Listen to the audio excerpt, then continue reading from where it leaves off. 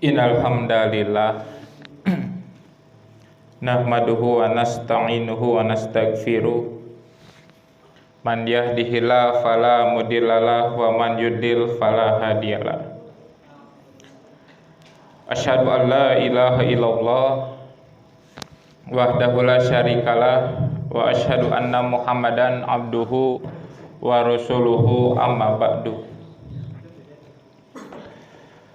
Faqalallahu ta'ala fil Qur'anil Karim.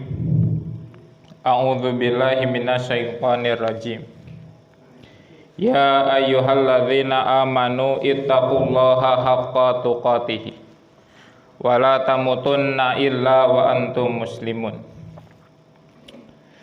Alhamdulillah pada malam hari ini kita diberikan kesehatan oleh Allah Subhanahu wa taala sehingga kita menyempatkan untuk mengisi malam di malam yang ganjil ini, tentunya dengan harapan kita dapat menggapai salah satu keutamaan pada malam yang ganjil, yaitu Lailatul Qadar.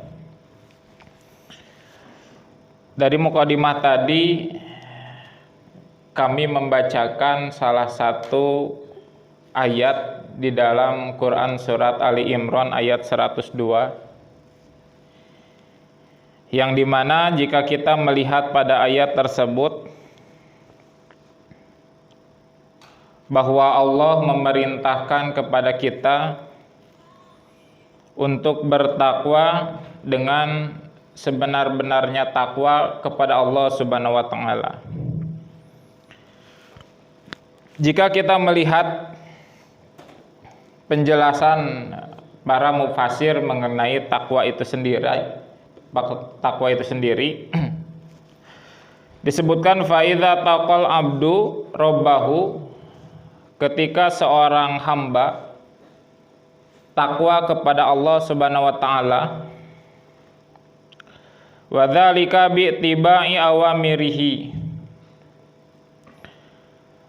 mereka itu senantiasa mengikuti, menjalankan yang diperintahkan oleh Allah Subhanahu wa taala, wajtinabi nawahihi, kemudian tentunya menjauhi apapun yang dilarang oleh Allah Subhanahu wa taala, wa tarki subhati, kemudian meninggalkan perkara yang subhat. Jadi ketika disebutkan yang halal itu jelas ya, yang haram pun jelas dalam Al-Quran. Dan orang yang takwa itu ketika tidak jelas halal haramnya atau disebut dengan subhat, tentunya selalu menjauhi. Mukhafatal wuku'i fi muharramati, karena apa? Salah satu tujuan untuk menghindari yang subhat itu takut jika yang tadi subhat itu dekat kepada keharaman. Wasahni qalbihi biniyati khalisati, tentunya di dalam sebuah amal atau perbuatan itu senantiasa dikuatkan niatnya agar senantiasa di dalam niat yang ikhlas. Tentunya apapun yang ia lakukan senantiasa hanya untuk mendapatkan keridhaan dari Allah Subhanahu wa taala. Kemudian disebutkan wa tahaffadhu sawa'ibi sirki khafyi wa dhahiri, dan menjaga dirinya dari syirik khafi yang tidak terasa ya, padahal itu merupakan sebuah kemusyrikan. Seperti kita yang selalu di dalam keseharian lamun biasana gering sok ka dokter anu da teu kungsi lila cenah 2-3 poe cager. Jadi nu nyageurkeun teh dokter atau Allah Subhanahu wa taala. Hal yang seperti ini pernah terjadi pada zaman Khalifah Umar bin Khattab. Ketika itu Umar bin Khattab menunjuk Khalid bin Walid sebagai panglima perang.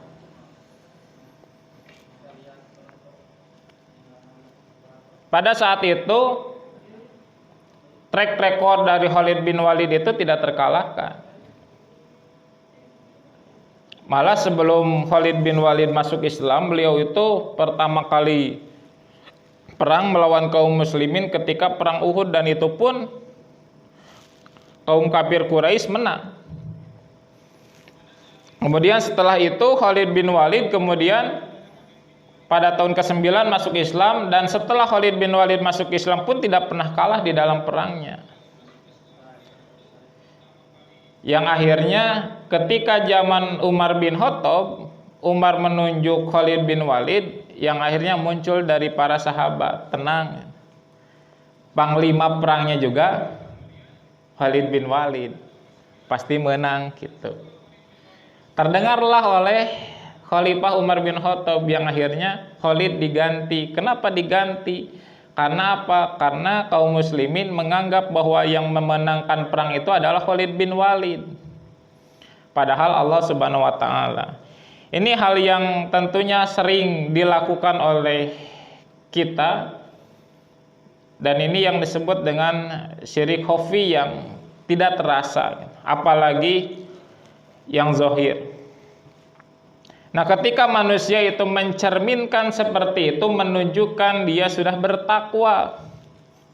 Ketika watahafadho minas sawaibi sirki khafi, yaitu menjaga diri dari si syirik yang sifatnya tersembunyi. Kemudian di dalam ayat tadi, hadza amrul minallahi, ini adalah salah satu perintah dari Allah Subhanahu wa taala li ibadihil mu'minin, kepada hamba-hambanya yang beriman, an yataquhu haqqa taqwahu, yaitu untuk bertakwa dengan sebenar-benarnya takwa. Wa an yastamiru ala dzali, dan terus ya.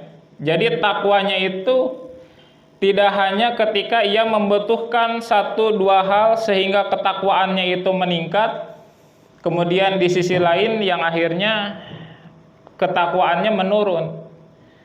Yang dimaksud di sini yaitu terus menerus. Ketika Ramadan takwanya meningkat, setelah selesai Ramadan ketakwaannya kembali menurun. Wa yasbutu alaihi, kemudian tetap ya di dalam kondisi dengan sebenar-benarnya takwa. Wa yastaqimu ilal mati, kemudian istiqomah sampai ia meninggal. Nah, ini dia bahwa Allah pada ayat ini memerintahkan kepada kita untuk terus-menerus di dalam kondisi yang takwa, kemudian tetap di dalam ketakwaannya, kemudian ia istiqomah melakukan hal itu sampai dia mati. Kemudian di dalam sebuah hadis diungkapkan haqqa tuqatihi an yuta'a fala yuqsa, yaitu dalam kondisi taat ya, dan tidak melakukan maksiat kepada Allah Subhanahu wa taala. Wa an yuzkara fala yunsa, dan tetap mengingat Allah Subhanahu wa taala maknanya, dan tidak sampai melupakan Allah Subhanahu wa taala. Wa an yuskara fala yukfaru, dan tetap bersyukur tidak kufur terhadap nikmat yang sudah Allah berikan. Nah, ini di dalam hadis yang diriwayatkan oleh Imam Bukhari. Di sini disebutkan bahwa haqqa tuqatihi itu maknanya itu yang pertama itu yaitu dalam kondisi ketaatan. Kemudian selalu mengingat Allah Subhanahu wa taala, tidak pernah melupakannya di dalam kondisi yang bagaimanapun juga. Kemudian tetap bersyukur dan tidak kufur terhadap nikmat yang telah Allah berikan.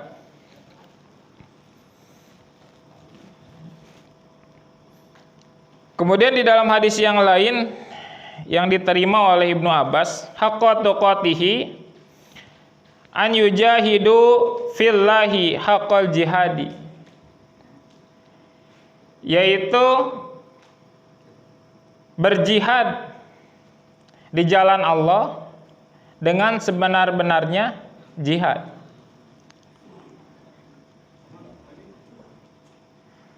Wala takhudhuhum fillahi laumatal aimi.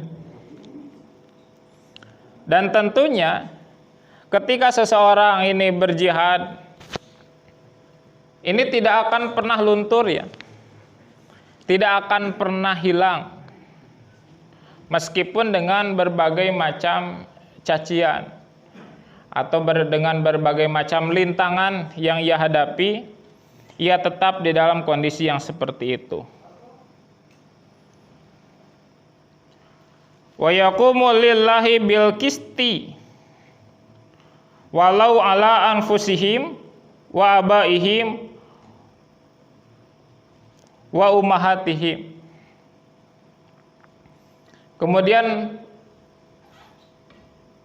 tetap di dalam kondisi atau betul-betul di dalam kondisi menegakkan ya, menegakkan keadilan meskipun terhadap dirinya, meskipun terhadap bapaknya sendiri, dan meskipun terhadap ibunya. Jadi terpilih-pilih untuk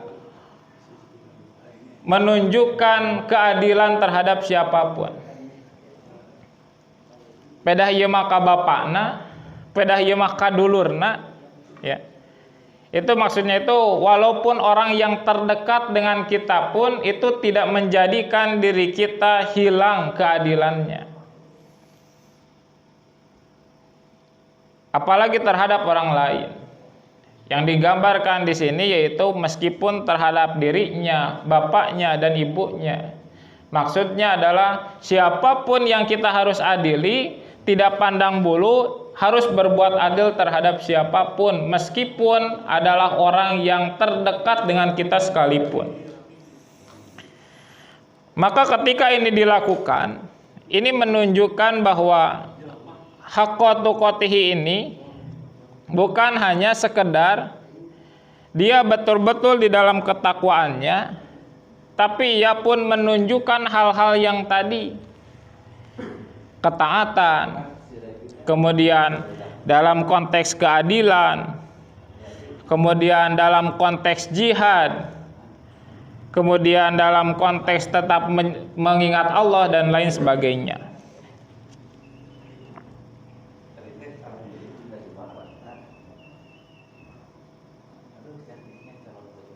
Kemudian disebutkan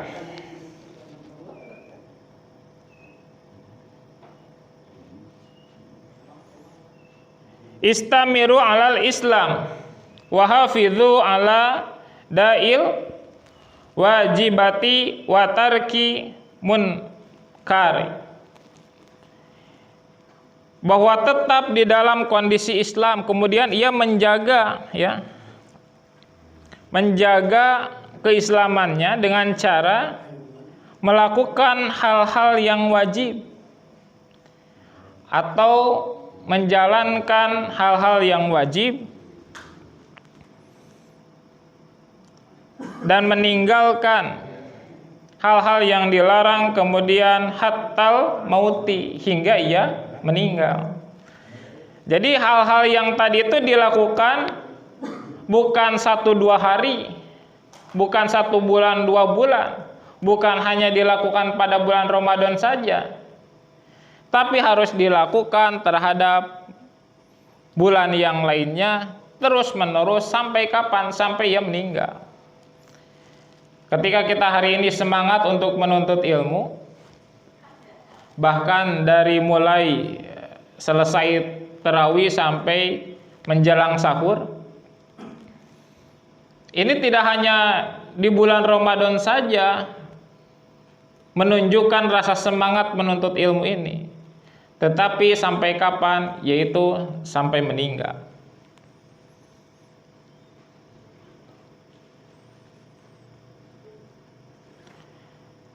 Kemudian disebutkan, wala tamutunna illa wa antum muslimun, wa huwa fi haqiqati nahyun anitarkil Islam.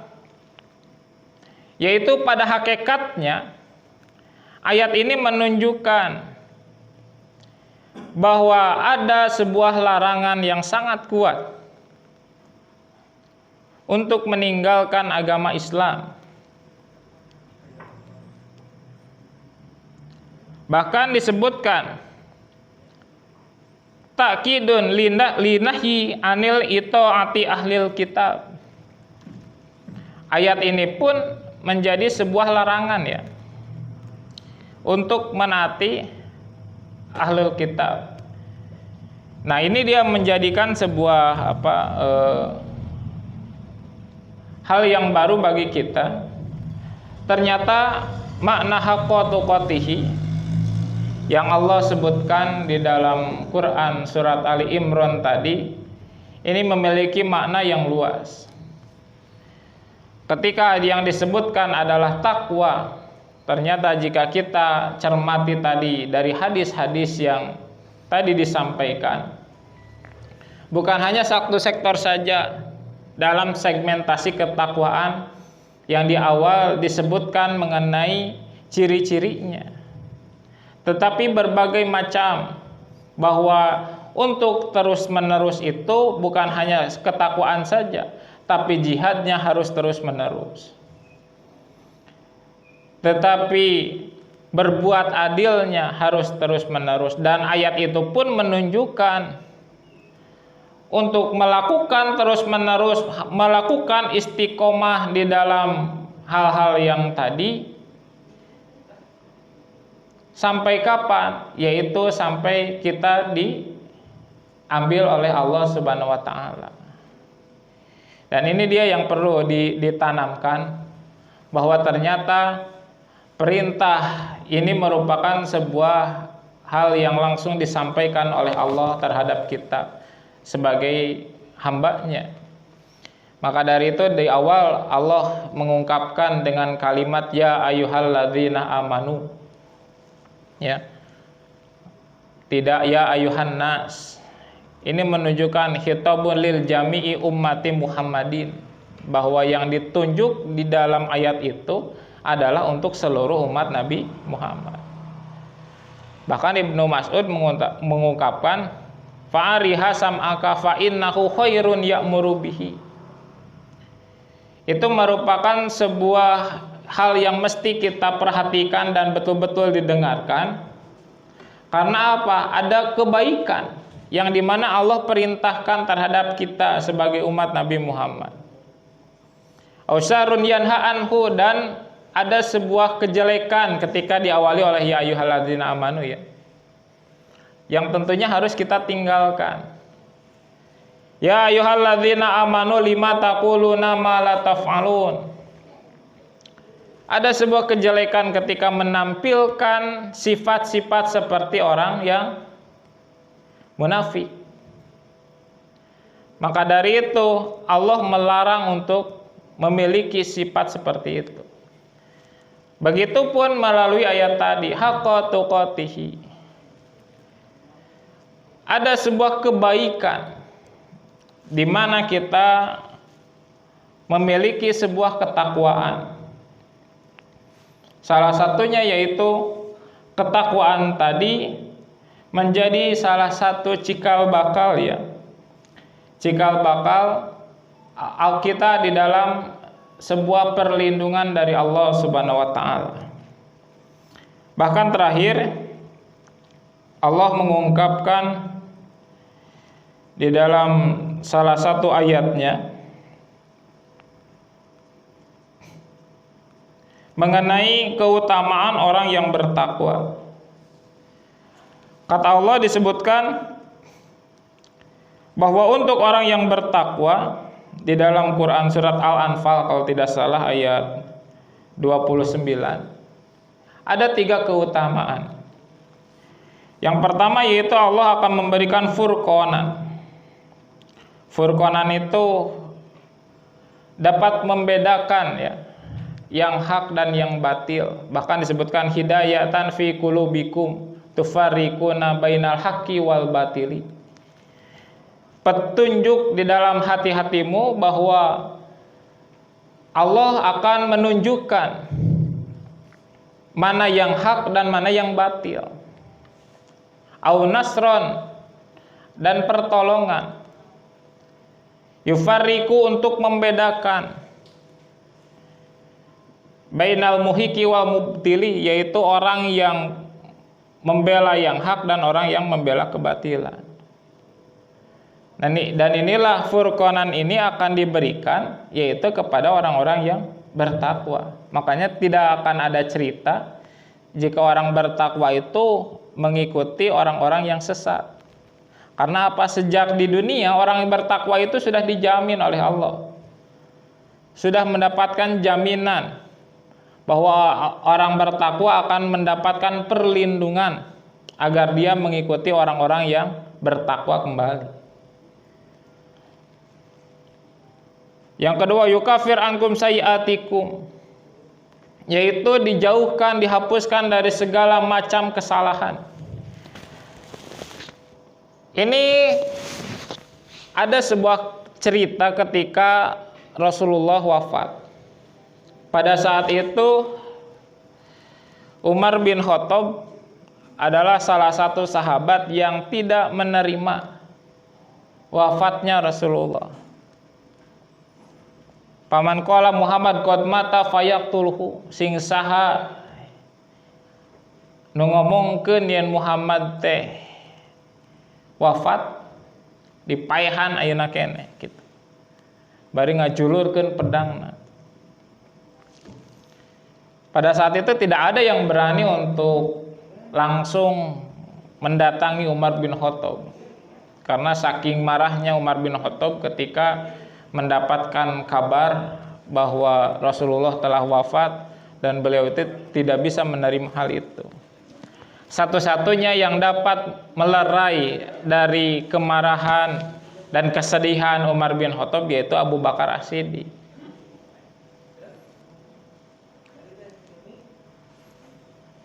Faman kana ya'budullah fa innallaha hayyun la yamut.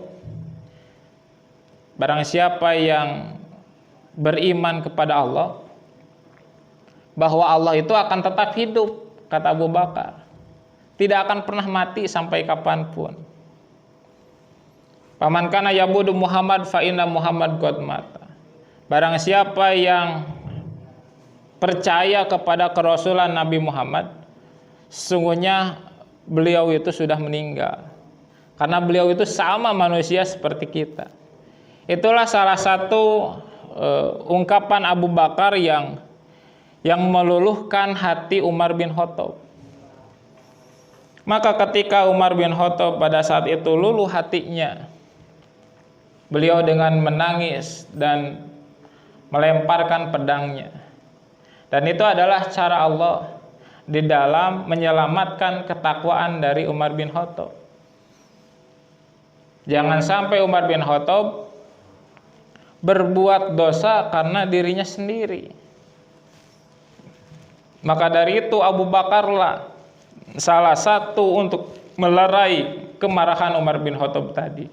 Ini menunjukkan bahwa orang yang bertakwa seperti Umar bin Khattab akan dalam perlindungan Allah Subhanahu wa taala dengan cara meminimalisir berbagai macam potensi kemaksiatan yang mungkin dilakukan. Kita sebagai manusia pasti berpotensi untuk berbuat maksiat. Jadi potensi untuk berbuat maksiat itu terbuka dengan lebar. Ketika potensi berbuat maksiat terbuka dengan lebar, ketika ini adalah orang yang bertakwa, maka Allah itu akan menjauhkan dari potensi-potensi kemaksiatan tersebut. Kemudian yang ketiga, orang yang bertakwa wa yaghfir lakum, kata Allah. Allah akan mudah di dalam mengampuni berbagai macam dosa. Ketika ia melakukan sebuah dosa, maka akan mudah untuk Allah menghapus dari dosa-dosanya. Itu merupakan sebuah hal yang sangat penting ya untuk kita pahami agar kita menanamkan ketakwaan di dalam diri, kemudian ketakwaan itu terus-menerus dipupuk, terus-menerus digali agar lebih dalam dan tumbuh semakin subur. Hanya itu saja yang dapat disampaikan ya. Tidak akan lama karena tambal ya. Nanti Ustadz Rapi saja yang menyelesaikan sampai jam 4 subuh. Ditutup saja dengan doa, Rabbana atina fid dunya hasanah wa fil akhirati hasanah wa qina adzabannar. Assalamualaikum warahmatullahi wabarakatuh.